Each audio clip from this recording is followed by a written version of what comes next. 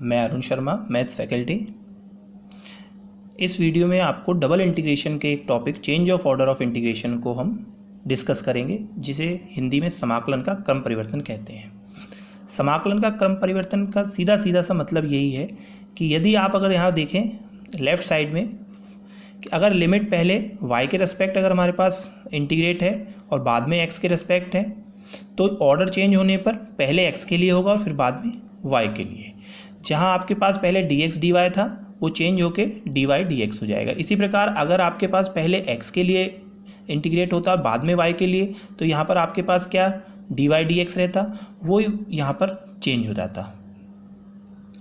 इसे अब हम आगे एक एग्जाम्पल के थ्रू आपको समझाने का प्रयास करते हैं। निम्न समाकल में समाकलन का क्रम परिवर्तन कीजिए। Change the order of integration in the following integral. मतलब इस दिए हुए क्वेश्चन में आपको क्या करना है, इसका ऑर्डर चेंज करना है।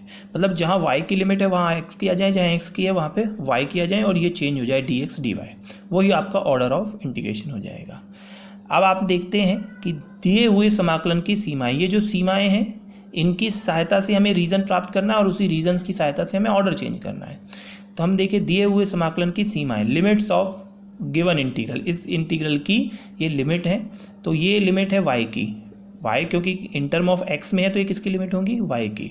तो y की लोअर लिमिट है x²/4a से लेकर y इक्वल्स टू 2√(ax), क्योंकि ये लोअर लिमिट है, ये अपर लिमिट है। इसी को अगर हमने देखा थोड़ा सिंप्लीफाई किया तो x²= 4ay क्या हो गया, एक पैराबोला है, परवल है जिसे बोलते हैं। और ये अपने पास y²= 4ax, ये भी क्या है, एक पैराबोला परवल है। दूसरा हम देखेंगे कि x की वैल्यू क्या है, आपके पास x की लिमिट है 0 से लेकर, जो एक लाइन होती है एक y एक्सिस, और x=4a, ये भी एक लाइन होती है, रेखा तक है। इन सीमाओं से निम्न क्षेत्र प्राप्त करते हैं जो चित्र 1 में दर्शाया गया है। Using these limits, we obtain a region in which is shown in figure first। देखिए अब आपने ये लिमिट देखी, क्या क्या है आपके पास, एक पैराबोला ये है, एक पैराबोला ये है, तो हमने ये दोनों को ड्रॉ किया, x²= 4a, y²= 4ax। ठीक है। दूसरी चीज़ x=0, it means y axis, x=4a, it means x=4a, ये लाइन है आपके पास।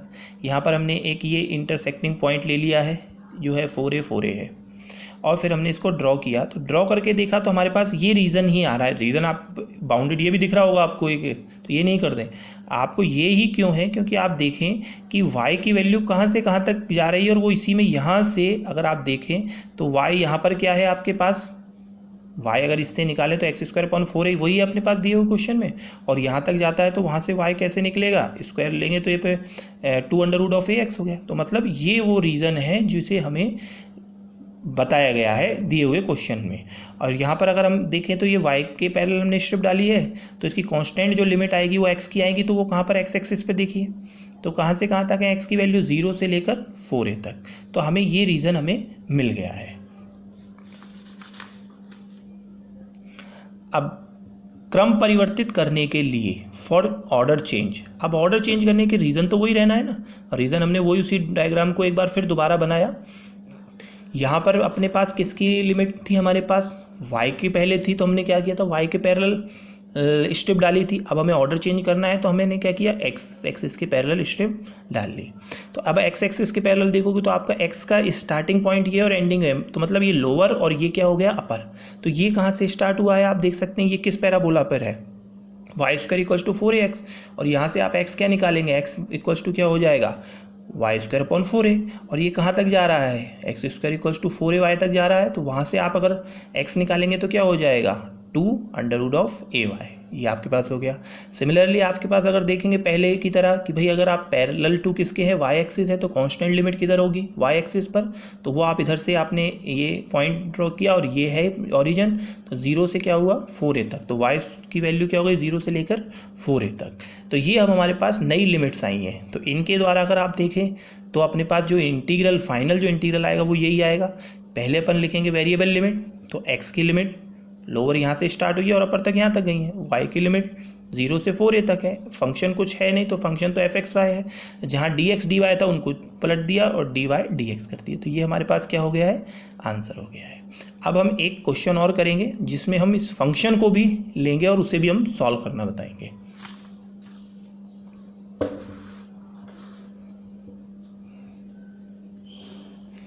निम्न समाकलन में समाकलन का क्रम बदलकर मान ज्ञात कीजिए। अब इसे हल करना है हमें। Evaluate the following integral by changing the order of integration. ये क्वेश्चन है और यहाँ फंक्शन भी e की पावर x² दिया हुआ है, dy dx है। आप देख सकते हैं लिमिट x की वेरिएबल है और y की कांस्टेंट है, मतलब पहले हम x की लिमिट दे रखी है। इसका मतलब यही है कि स्ट्रिप क्या है, आप देख सकते हैं कि पैरेलल टू x एक्सिस खिंची हुई है। कैसी है, किस रीजन में, वो अभी हम ड्रॉ करके बताएंगे।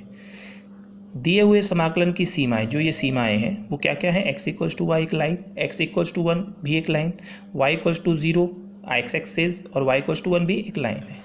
ये पूरा वही है। इन सीमाओं से हमें क्षेत्र प्राप्त होता है जो चित्र 1 में दर्शाया गया है। इंग्लिश में using these limits we obtain a region is shown in figure first. आप देख सकते हैं क्या क्या था हमारे पास, x = y, x = 1, y = 0 और y = 1। इन चारों चीज़ों से हमने अगर देखा तो ये हमारे पास कुछ स्ट्रक्चर हुई। आप देख सकते हैं कुछ बच्चे कहेंगे ये भी है, ये भी है, लेकिन आप गिवन लिमिट्स को देखें, उस हिसाब से आप स्ट्रिप चेक करेंगे कि भाई हमारे पास x की जो वैल्यू स्टार्ट हुई वो कहाँ से हुई है, x की वैल्यू स्टार्ट हुई है y से, और x की वैल्यू y कहाँ पर है, इस लाइन पे, और ये कहाँ तक जा रही है, x = 1 तक, तो ये है। तो पैरेलल टू x एक्सिस हमारे पास ये स्ट्रिप हमने ड्रॉ कर दी। तो कांस्टेंट लिमिट कहाँ पर आएगी, y एक्सिस पर, तो y एक्सिस पर आप देख सकते हैं y की वैल्यू 0 से लेके कहाँ तक है, 1 तक। अब हम ऑर्डर चेंज करेंगे और फिर इसको सॉल्व करेंगे, तो उसको हम दूसरे चित्र से बताएंगे आपको। क्रम परिवर्तित करने के लिए फॉर ऑर्डर चेंज सेम चीज़ है, वही पहले वाले क्वेश्चन की तरह। इसमें हमने वही डायग्राम वही बना लिया है, ठीक है। बस इसमें हमने क्या कहा कि हमने स्ट्रिप जो पहले x के पैरेलल थी वो हमने किसके पैरेलल कर दी, y के। तो y की वैल्यू कहाँ से स्टार्ट हुई है आपके पास, देखिए निचला सिरा ये है, ऊपरी सिरा ये है। तो y की वैल्यू 0 होती है x एक्सिस पर, और लाइन ये है y = x। क्योंकि आप देख रहे हैं कि ये किसके पैरेलल है, y एक्सिस के, तो कांस्टेंट लिमिट किधर होगी आपके पास, x एक्सिस पर। तो x की वैल्यू यहाँ से कहाँ तक है, 0 से लेकर 1 तक। तो आपके पास ये सारी अगर आप देखेंगे तो ये आपके पास लिमिट आई है, y = 0 से y = x, x = 0 से लेकर x = 1 तक। और अब हमारे पास जो इंटीग्रल जो फाइनल में निकल कर आया है वो आपके पास ये आ गया कि y की वैल्यू पहले आएगी, वहाँ पे लिमिट पहले x की थी क्योंकि वेरिएबल लिमिट पहले लेते हैं। तो आपके पास ये आपने y की वैल्यू 0 से लेकर x तक, x की वैल्यू 0 से लेकर 1 तक, फंक्शन वही है, जहाँ dy dx था वहाँ पर हमने dx dy करा। ये तो अब हमारा ऑर्डर चेंज का काम हो चुका है।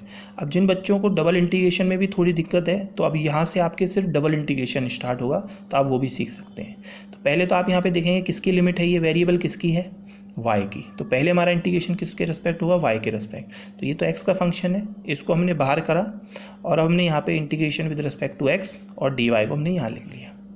ये आप देख सकते हैं integrate with respect to y किया और लोअर लिमिट अपर लिमिट रखी, उनको करके सॉल्व करके, और ये हमने इसको एक फंक्शन बना दिया जो इंटीग्रेशन है, जो आप पहले पढ़ भी चुके हैं, कोई इसमें कोई दिक्कत नहीं है। फिर भी हम इसको आपको बता देते हैं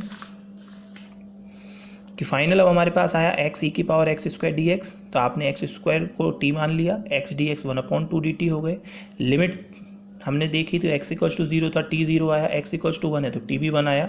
तो नया ये अपने पास चेंज ऑफ लिमिट करने के बाद हमारे पास फंक्शन ये आया है, और इसका अब हमने इंटीग्रेशन कर लिया। e⁻t का e⁻t lower limit upper limit, और लोअर लिमिट अपर लिमिट हमने रख दी है, lower limit upper limit minus lower limit होता है, और ये आपके पास e⁻−1, और ये इसका आंसर हो। ये सारी चीज़ें थी। एक क्वेश्चन में हमने ये बताया फंक्शन पे चेंज करना, एक पे हमने इसको सॉल्व करके उसकी वैल्यू और निकाली है ऑर्डर चेंज करके। ये हमारे पास 2 इनिशियल क्वेश्चन है, इनको आप करिए। फिर हम आगे की इनके जो कुछ और बड़े क्वेश्चन है या जो और इनमें कुछ प्रॉब्लम आने वाली है वो हम नेक्स्ट वीडियो में इसको डिस्कस करेंगे।